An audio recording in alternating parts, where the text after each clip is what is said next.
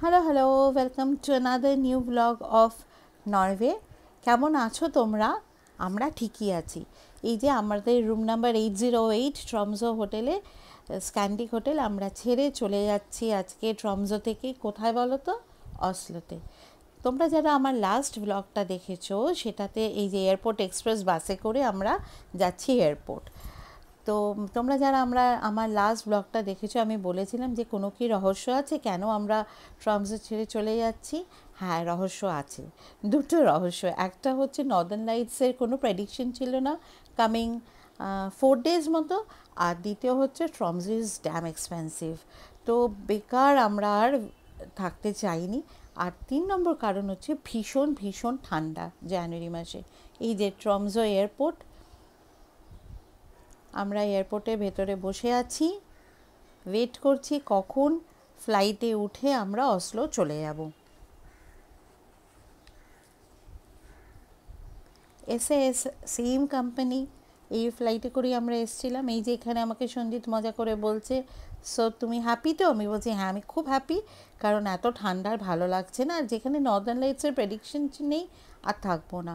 আমাদের seat number ছিল, rho number ছিল 15A। আমরা তার জন্য বাঁদিকে যাচ্ছি। আর যাদের 15-এর পরে 16 অনওয়ার্ডস, তারা দেখো সিঁড়ি দিয়ে নেমে এয়ারক্রাফটের পেছন দিয়ে উঠবে। ওই যে আমরা এখন এয়ারক্রাফটে বসে গেছি ভেতরে। আর উই আর প্রেইং যে আমাদের কামিং ডেজের বেড়ানোটা যেন ভালো হয়। কেমন লাগছে একটু বলো। আমরা এই অসলো যেতে মোটামুটি টাইম লেগেছিল 2 ঘন্টা মতো। আর এই অসলো কিন্তু আমরা আর্কটিক সার্কেলের ওপর থেকে ট্রমজো, আমরা সবাই জানি আমরা নেমে আসছি অনেক নিচে অসলো, যার জন্য টেম্পারেচারটাও একটু ঠিকঠাক হবে, সহ্য করা যাবে। আর এখানে একটা মজার ব্যাপার, এত নিচের দিকে বলে না, এখানে কোনো মিডনাইট সানও দেখা যায় না, বা কোনো পোলার নাইটও নেই। মানে 24 আওয়ার্স ডে আর 24 আওয়ার্স নাইট, যেটা আমরা এক্সপিরিয়েন্স করি আর্কটিক সার্কেল বেল্টে, সেটা এখানে নেই, কারণ এটা অনেকটা নিচে। প্রায় আর্কটিক সার্কেল থেকে অসলো প্রায় তোমার 820 কিলোমিটার ডিস্টেন্স। আর অসলো তোমরা সবাই জানো যে ক্যাপিটাল অফ নরওয়ে, আর এটা পপুলার সিটিও। এখানে কারেন্সি নক। আর ট্রমজোর মতো এখানে এত ঠান্ডা নয়। আর অসলোতে তোমরা যদি ঘুরতে আসতে চাও, তাহলে বেস্ট মান্থ হচ্ছে মে টু অগস্ট, কারণ এখানে শুনছিলাম যে মে টু অগস্টের মধ্যে হোটেল ভাড়াগুলো অনেকটা কম থাকে, আর ওয়েদারটাও ঠিকঠাক থাকে।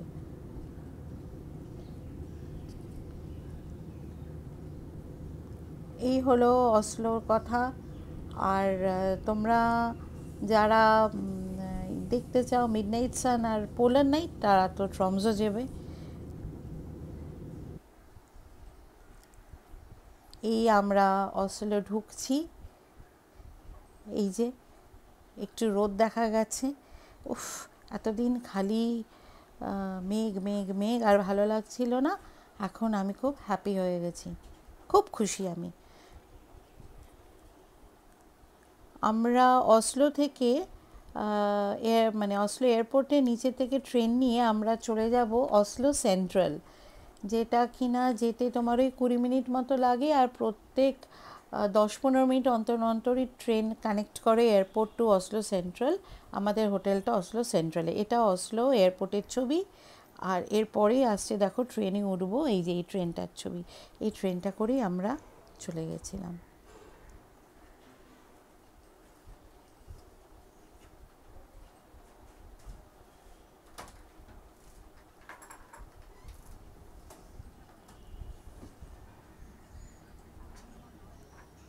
এই যে এই ট্রেনটা করে যাচ্ছি।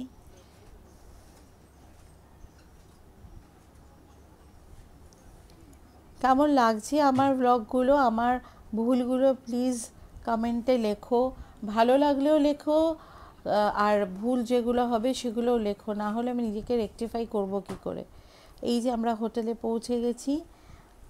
আর এরপরে একটা দেখো, এই জানলার বাইরে দিয়ে এই যে আমি একটা ছবি নিয়েছি। সবাই ভালো থেকো, take care, see you soon.